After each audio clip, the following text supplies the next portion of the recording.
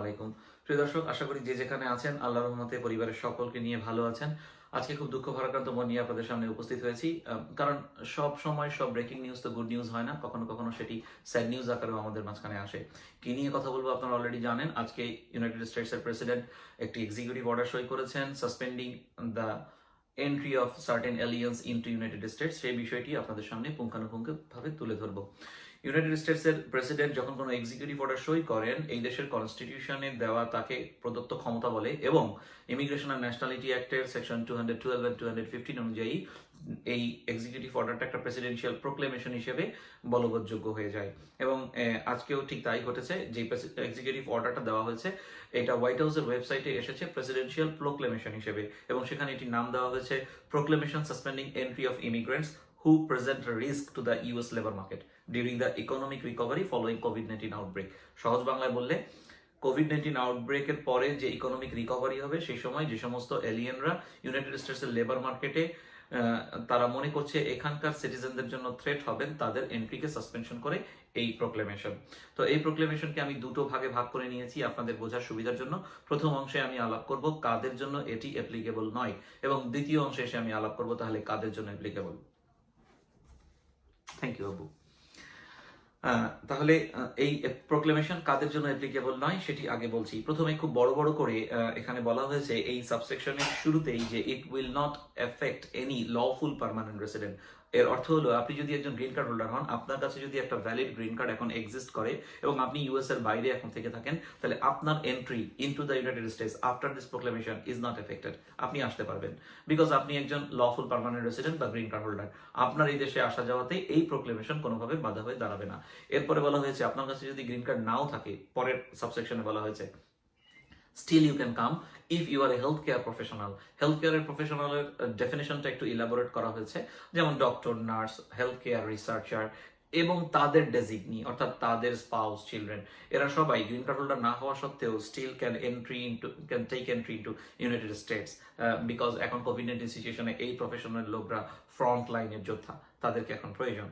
এরপরে কাদের জন্য অ্যাপ্লিকেবল নয় সেটি বলতে গিয়ে বলা হয়েছে যারা EB-5 এর জন্য আবেদন করবেন। আমি আবার বলি, এই পুরো প্রোক্লেমেশনটায় বারবার সিকিং এন্ট্রি শব্দটা জোর দেওয়া হয়েছে, যে এখন এন্ট্রি চাইবেন, যে লফুল পার্মানেন্ট রেসিডেন্ট সে তো আর এন্ট্রি চাইবেন না, তার কাছে পারমিশন রয়েছে টু এন্টার। কিন্তু যারা নতুন আবেদন করছেন, যাদের আবেদন পেন্ডিং আছে, যারা এখনো ইন্টারভিউটা ফেস করেননি, তাদের কথাই বলা হয়েছে হুএভার সিকিং এন্ট্রি, তারপরে ওই ক্যাটাগরির কথা বলা হচ্ছে। সো একইভাবে an alien applying or seeking entry into United States under EB-5 visa বলা হয়েছে। EB-5 আপনারা অনেকে এটাকে বিজনেস ভিসা বলেন, কিন্তু এটা আসলে এমপ্লয়মেন্ট বেসড ক্যাটাগরি 5 ভিসা। এটা হচ্ছে অনেক বড় অঙ্কের টাকা ইউএসএ তে লগ্নি করার মাধ্যমে, জব মার্কেট ক্রিয়েট করার মাধ্যমে ইউএস এর ইকোনমিতে আপনি কন্ট্রিবিউট করছেন, তাই আপনি আসতে পারবেন। এই একটা ক্যাটাগরি খোলা রাখা হয়েছে এখন ইউএসএ তে নতুন করে আবেদন করার জন্য। এরপরে অ্যাপ্লিকেবল নয় সেই আলাপ করছি, আপনারা নিশ্চয়ই খেয়াল করছেন। এরপরে বলা হয়েছে ইউনাইটেড স্টেটস এর সিটিজেন এমন কারো স্পাউস বা আন্ডার 21 আনম্যারিড চিলড্রেন ইউএসএ তে এন্ট্রি করার জন্য এই প্রোক্লেমেশনের আওতায় পড়বেন না। অর্থাৎ আপনি যদি ইউএস সিটিজেন হন এবং আপনি আপনার ওয়াইফের জন্য আবেদন করে রাখেন, by grammatical definition actually she is seeking an entry, তাহলে তো এই আইনের আওতায় পড়ে যেত, বাট তাকে এক্সেপশনের আওতায় আনা হয়েছে because he or she is a spouse of A United states citizen. ঠিক আছে। ঠিক একইভাবে আপনি যদি ইউনাইটেড স্টেটসের সিটিজেন হন এবং আপনার আন্ডার 21 আনম্যারিড চিলড্রেনের জন্য আবেদন করে থাকেন, যে এখনো কোনো গ্রিন কার্ড হোল্ড করে না, যার কাছে কোনো গ্রিন কার্ড নাই, সে আবেদন করেছে বা করবে, তার এন্ট্রিও এই আইনে, এই প্রোক্লেমেশনের আওতায় সাসপেন্ডেড না। এইখানেই তো বোঝা যাচ্ছে যে পার্থক্যটা তাহলে কাদের সাথে করা হয়েছে গ্রিন কার্ড হোল্ডারদের স্পাউস এবং চিলড্রেনদের সাথে। মনে করেন আপনি একজন গ্রিন কার্ড হোল্ডার এবং আপনার ভাই একজন ইউএস সিটিজেন, আপনারা দুজনই তাদের পরিবারের জন্য আবেদন করেছেন, যে পরিবারের কেউ এখনো ইউএসএ তে আসে নাই, তাদের আবেদন পেন্ডিং রয়েছে কোনো একটা স্টেজে, হয়তো এখনো এনভিসি তে যায় নাই, হয়তো এখনো ইউএসএ তে আছে, বা তারা ইন্টারভিউ ফেস করেছে। তো এই দুই অ্যাপ্লিকেন্ট গ্রুপের মধ্যে যারা ইউএস সিটিজেনের ফ্যামিলি, তারা কিন্তু আসতে পারবে, কিন্তু যারা গ্রিন কার্ড হোল্ডারের ফ্যামিলি অর্থাৎ স্পাউস এন্ড চিলড্রেন, তারা এন্ট্রি নিতে পারবে না। বোঝাতে পেরেছি আশা করি। এরপরে আর যাদেরকে এখানে ডিফাইন করা হয়েছে সেটা মোটা দাগে এরকম, যে যাদেরকে ইউনাইটেড স্টেটস এর প্রয়োজন for example arm forces and there families, এরকম আরো বেশ কিছু যারা এখানকার বিভিন্ন সেবাদানকারী সংস্থার বিভিন্ন প্রয়োজনের সাপেক্ষে গুরুত্বপূর্ণ ব্যক্তি হতে পারে, কোনো রিসার্চার বা এই জাতীয় কেউ, এটা একটু ইলাবোরেট করা হয়েছে। ওই জায়গাটা আর আমাদের কমিউনিটির সাথে অ্যাপ্লিকেবল নয় বলে আমি সেপারেট করে নিয়েছি। তাহলে কার জন্য অ্যাপ্লিকেবল না সেটি বললাম।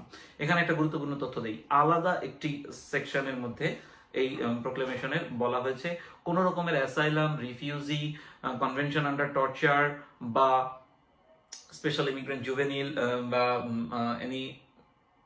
Any other this sort of special immigrant যাদের জন্য আবেদন করা যায় বিভিন্নভাবে, তারা কেউ এর আওতায় পড়বেন না। অ্যাসাইলাম আর রিফিউজি এই দুটো নিয়ে আপনাদের আসলে কনফিউশন থাকে, তো সেখানে স্পষ্ট করে বলা আছে তারা কোনোভাবে এফেক্টেড না। ইউএস এর বাইরে থেকে কিন্তু কোনো অ্যাসাইলাম অ্যাপ্লিকেন্ট ইউএস এমনিতেও আসতে পারে না, কারণ তখন এই আবেদনটা অ্যাজ এ রিফিউজি অ্যাপ্লিকেশন হিসেবে হয়। Asylum application always after entering into United states, তো সে তো ইউএস তে ঢুকেই গেছে। কাজে কোনো অ্যাসাইলাম অ্যাপ্লিকেন্ট যার আবেদন পেন্ডিং, যিনি আবেদন জিতে গেছেন, এখন হয়তো গ্রিন কার্ডের আবেদন করেছেন বা আবেদন জিতে মধ্যবর্তী 1 বছর অপেক্ষা করছেন, গ্রিন কার্ডের আবেদন এখন করেন নাই, আপনারা কেউ এর দ্বারা এফেক্টেড নন। এইটা এই আইনে স্পষ্ট করে বলা আছে। আমি এই প্রোক্লেমেশন আসার আগে যখন প্রেসিডেন্ট টুইট করেছে তারপর থেকে আজ পর্যন্ত মাঝখানের এই 1.5 ডে আমি অনেককেই বলতে শুনেছি যে সবাই আওতায় পড়ে যাবে, ইমিগ্রেন্ট মানে এভরিওয়ান, অ্যাসাইলামের নাম ধরে বলা হয়েছে।